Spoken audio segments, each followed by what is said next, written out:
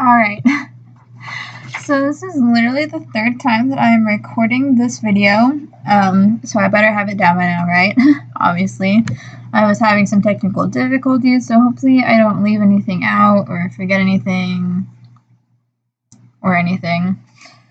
So this is a little mnemonic that I came up, well not I, that Thomas Corden came up with, and that me and Amanda Ruskowski helped contribute to as well. So I like this one because it's more focused on the structures of the amino acids, which I know we don't necessarily have to know the structures, but for this one it helps me because then I don't have to rote memorize just like this word goes with this little 3-letter code goes with this characteristic. It's more of if you can remember silly little things about each amino acid, you can remember basically the characteristics of their side chains. And I think you'll see what I mean once I get started. So let's just get started.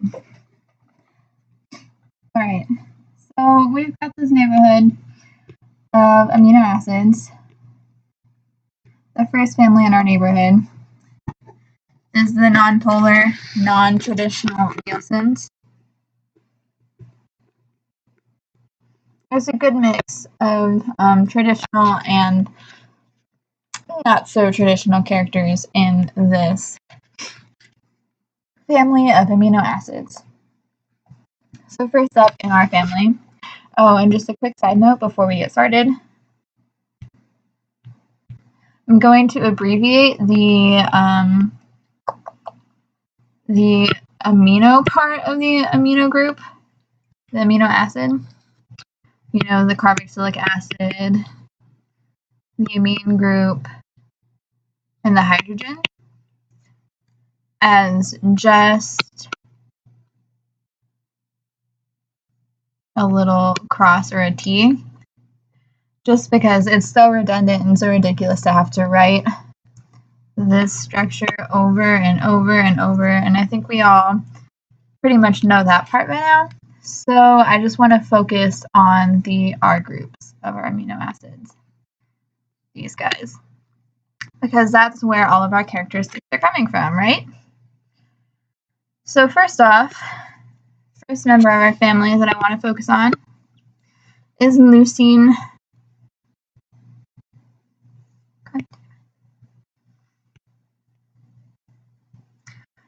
It's leucine, long lady leucine.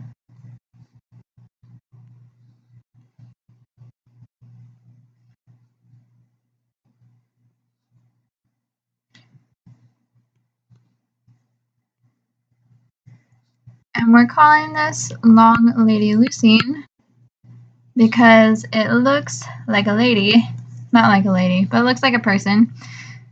Here's her feet, and here's her body, and she's just got like this really long torso. So she is long lady leucine. Aunt Lou is what her family calls her. The next member in our slightly non-traditional, non-polar family is proline. I guess you could say she's pretty normal. Look at all those non-polar carbon hydrocarbons, except for the fact that she's as big as a house because she is a pro wrestler. So let's see, proline is a pro wrestler, and she's as big as a house. Pro wrestler, as big as a house. Check that out. Cool, so far so good, I guess. Alright, next up is valine. She's shaped like an upside down V. She is leucine's shorter baby sister. Aunt Val. shaped like an upside-down V. Isoleucine is their other sister. We call her Aunt Illy.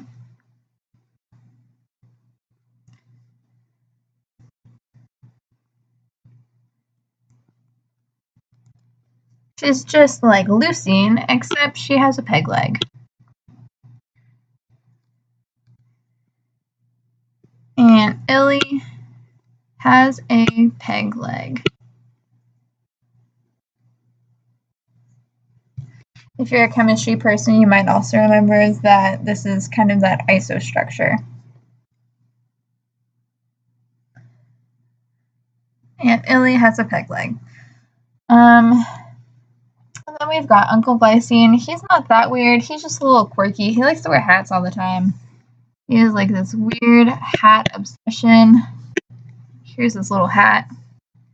Uncle Glycine. So I know Diltz put this one in the polar group on the slides. I honestly have no idea why, because literally there is nothing polar about a hydrogen. So I'm putting it in this non-polar group.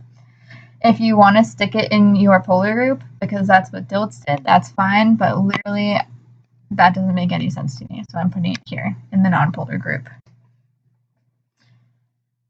Uncle Glycine likes to wear hats. Hat starts with the letter H. There's your fun little Sesame Street lesson of the day. And moving on. So next we have alanine, and this is where it gets a little sad because poor alanine has a meth problem. Here it is. This is a methyl group. There it is. Methyl, which is why I'm saying that alanine has a meth problem.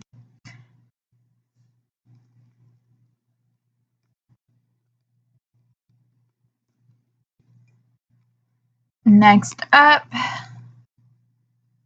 is methionine, and now we understand why poor alanine has a meth problem, because his own brother is his dealer. Check it out. We've got all these hydrocarbons. Where did that come from? That is so silly.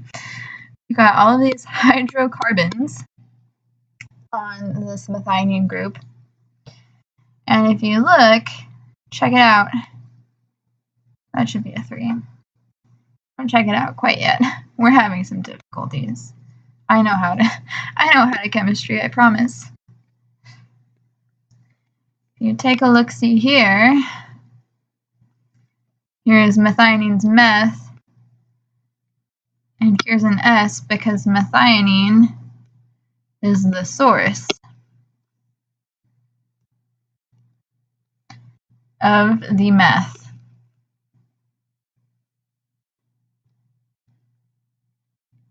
This story is quickly taking a turn for the worse, is it not? Let's see. Alright, so methionine. We just met methionine. Ha ha ha ha. See what I did there? So funny. I make myself laugh. So here's a recap. Long Lady Leucine has a long torso. Proline is a pro wrestler who's as big as a house. Valine is an upside down V. She's Leucine's shorter, smaller sister. Isoleucine is similar to Leucine and Valine, but you know what? She has a peg leg, and she still rocks it, so that's cool. You go, Isoleucine. Glycine likes to wear hats, which start with the letter H, so naturally he wears a hat. Alanine, poor alanine has a meth problem because of that methyl group. And we know where the meth problem comes from because his own brother, methionine, is the source of the meth. He is alanine's dealer. So sad. And then this family has some cousins, the aromatic group, who are still nonpolar. They're also aromatic. Aromatic. So our aromatic friends are phenylalanine. If the word alanine sounds familiar, it should, because we just had a group called alanine. And guess what? Phenylalanine looks pretty similar to alanine too, because check it out. It's got this meth hanging out on the end. Gosh, so much meth in this town. It's just like a problem. I don't know. Meth. But you know what? Maybe maybe phenylalanine's problem isn't quite as bad, because like he's still holding it together. You know, he smells good. He's aromatic. I don't know what those two things have to do with each other, but that's what I'm saying. So phenylalanine.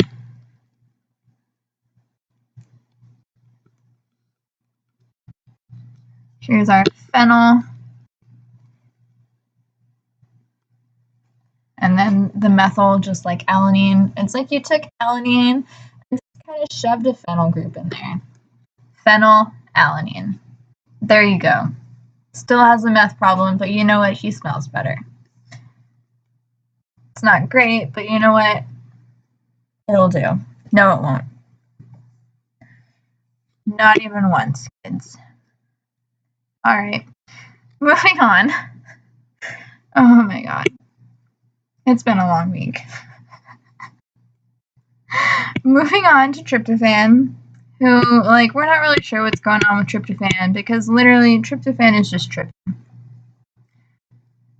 Tryptophan is just tripping.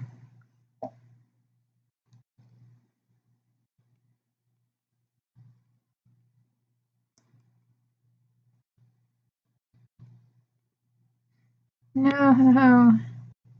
Get it together.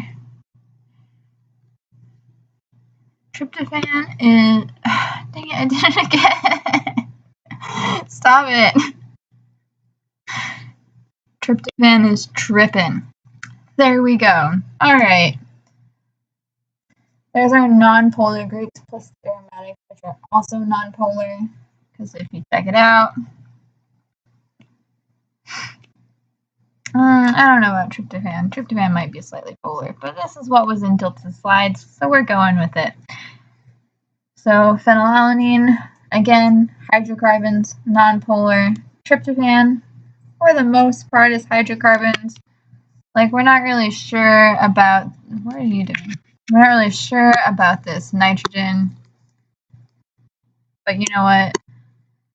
Diltz says it's non-polar, so cool.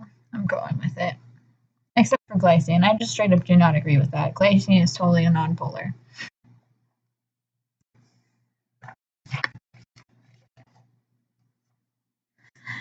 Anyways, here we go. So our next family are the polar Parkers. You thought that the non-polar, non-traditional Nielsen's had problems. Wait until you meet the polar Parkers. Dang it. The polar Parkers. They've got issues. Serine. Oh, serine. Serine's an alcoholic. Here's her alcohol. She always has an alcohol in her hand. And alcohol.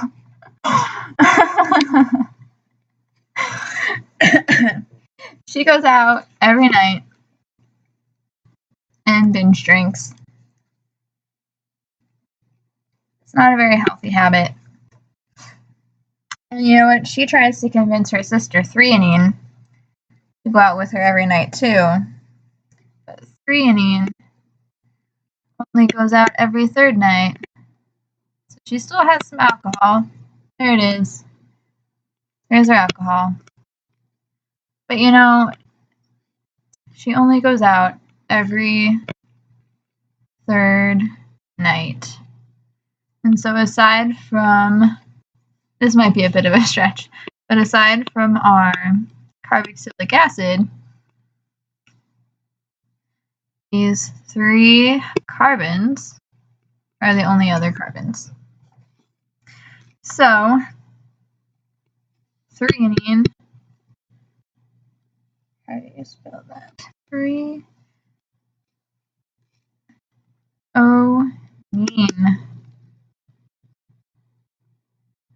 only goes out every 3rd night.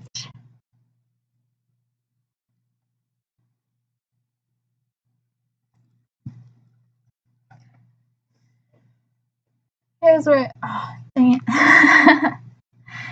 Here's where it gets a little awkward because their sister, cysteine,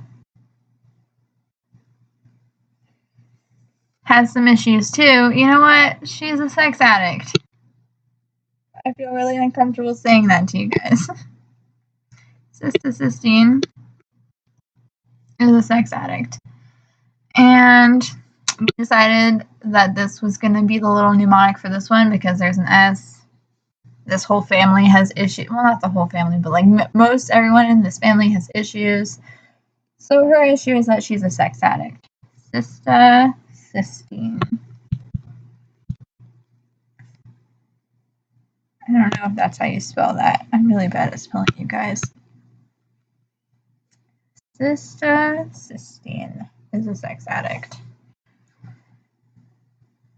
Just kidding. That's not a thing. Get rid of that. There we go. There it is. And you know what? They have a brother who's pretty forgettable, honestly, compared to those other 3. Whenever we think about this brother, we're like, who is it? Who's this guy? We don't really remember his name. Oh, yeah, that's right. Oh, it's tyrosine. Tyrosine.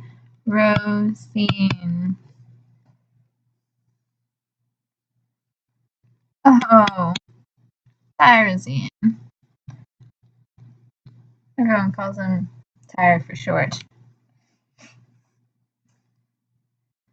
So a recap.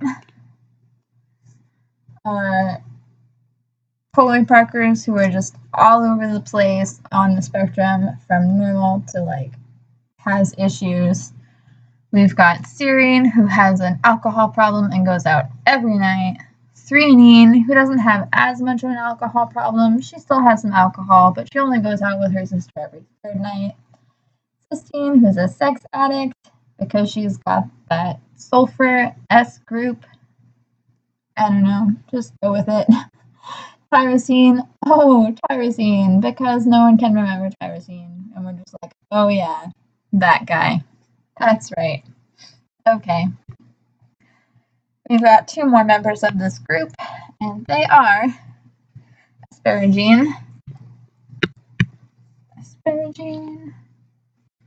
and glutamine. And asparagine, Amanda came up with this one, and I really like it. I think it's really cute, and it makes sense to me. So I'm going with it. Asparagine looks like a little person. In fact, it looks like a child. So if you check this out, it looks like I put an amine group right here. I didn't. That's actually the part of the R group. We still have. My battery's low. Get out of here.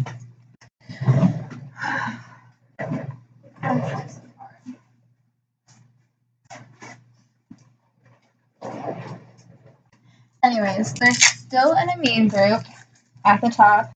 Like we said, we're symbolizing the amine as cross.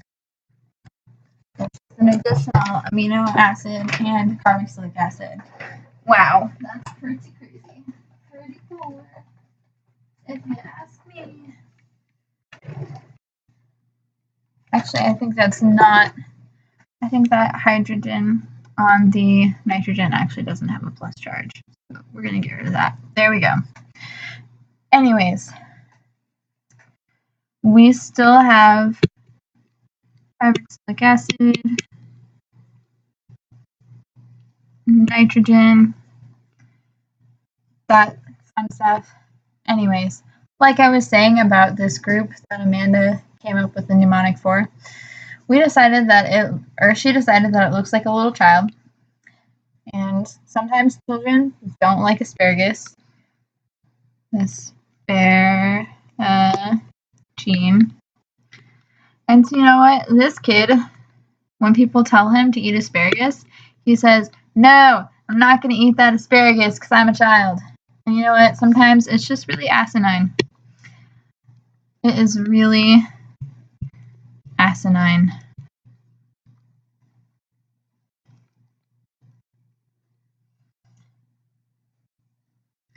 So Asparagine doesn't like asparagus because he's a child. He says no to asparagus, and it's really asinine. And then we have glutamine, who's an adult, because they're a bit taller. They've got an extra hydrocarbon group. And you know, they're also saying no to something, but it's something different.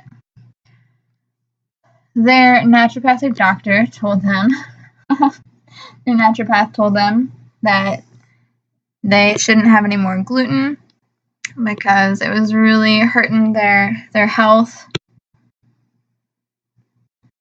So glutamine is saying no to gluten, not glue.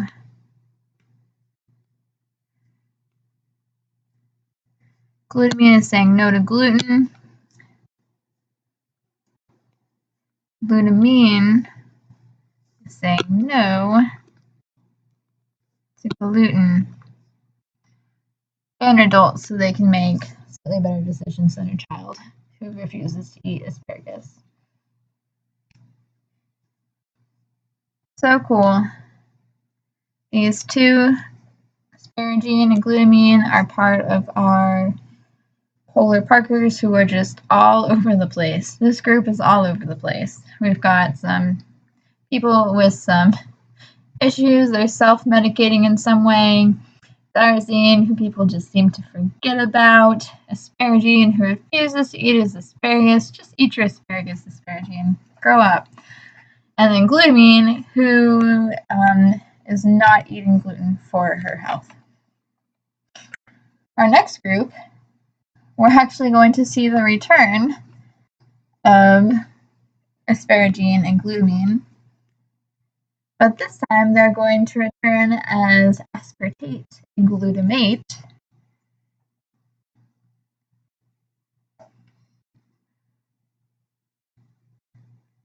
And they are charged. And you know what? You know what happened to these two? First of all, asparagine got over his weird asparagus issues. And so, because he decided to eat healthy, turned into a superhero. He gained some really cool superpowers. You could say that he was charged with superpowers because now this is a charged particle, or it will be once that hydrogen dissociates. So aspartate, because aspartate ate his asparagus, finally, and here's an 8, if that helps you remember too. Aspartate ate his asparagus and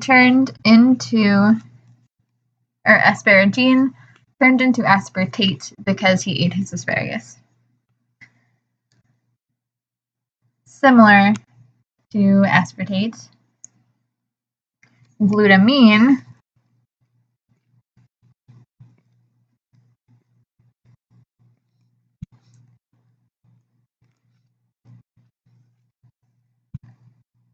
ate really healthy. We're just going to start over. Glutamine ate really healthy and followed her naturopath's orders. And she turned into a superhero because now she's really healthy. She ate glutamate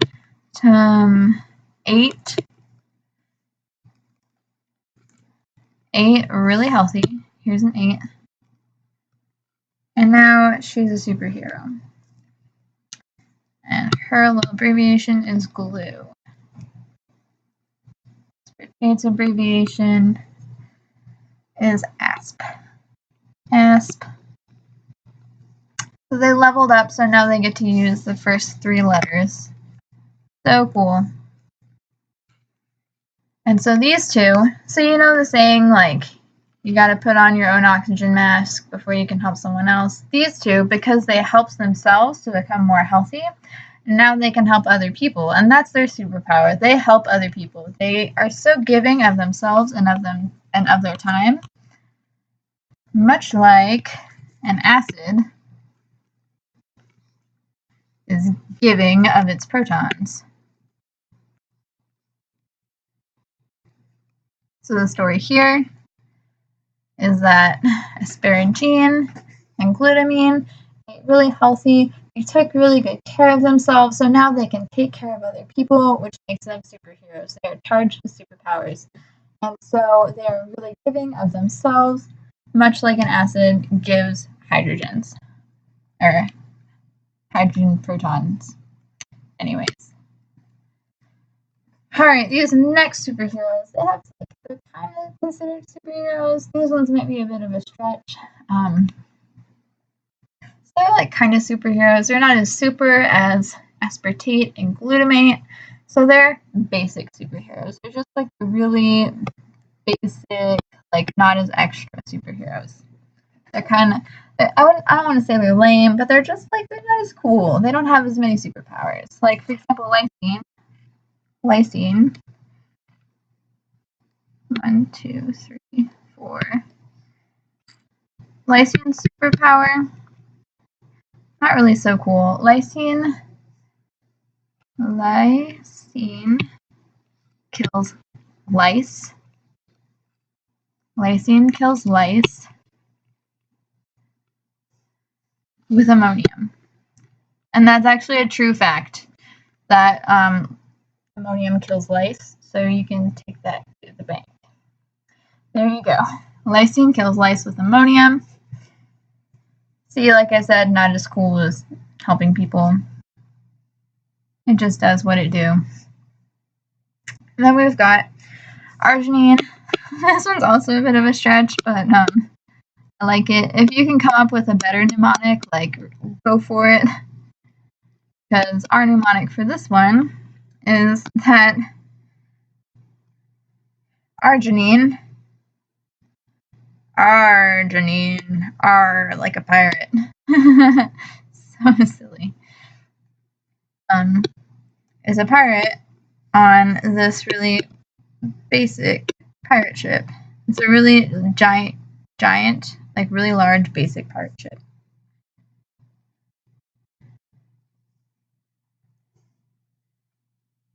And we're just gonna grab this guy. That's a little. We're just gonna move this because we need more room. Here we go. Oh no, I lost my H.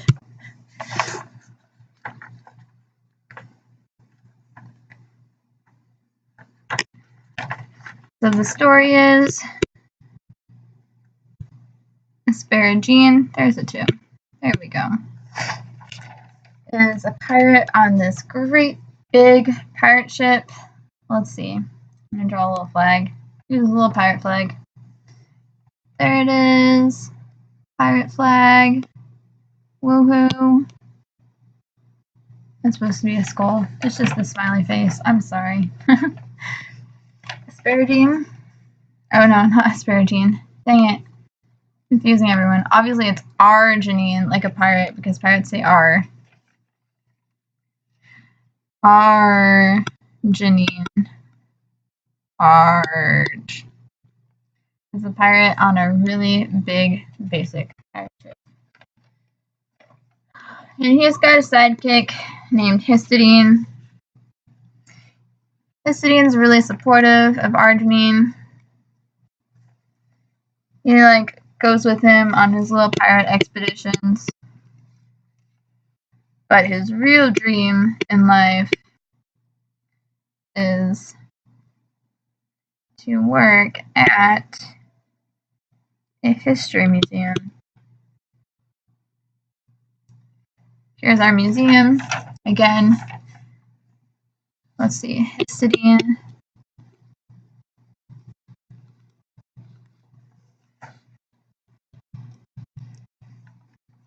Histidine's dream is to work at a history museum.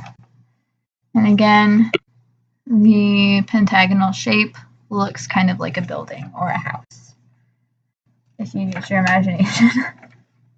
So these are the charge groups. Our other 2 amino acids that ate really healthy and took care of themselves can now take care of other people. They give of themselves and their time. So they became these really cool charged acids that give up their protons. Our bases, on the other hand, are a bit more basic. Their superpowers aren't as cool if you consider them superpowers. Lysine just kills lice with ammonium. Arginine, Arg, is a pirate on this really big ship. And histidine really just wants to work at a history museum. And that's the story. So, as you can see, I took an approach to identify more of the characteristics of the R groups, because from there I can identify whether or not it's a base, whether or not it's polar or non-polar, based on the story that I created. If that helps anyone, cool. If not, I don't know. It helped me to make this video. So there you have it. That's all, folks.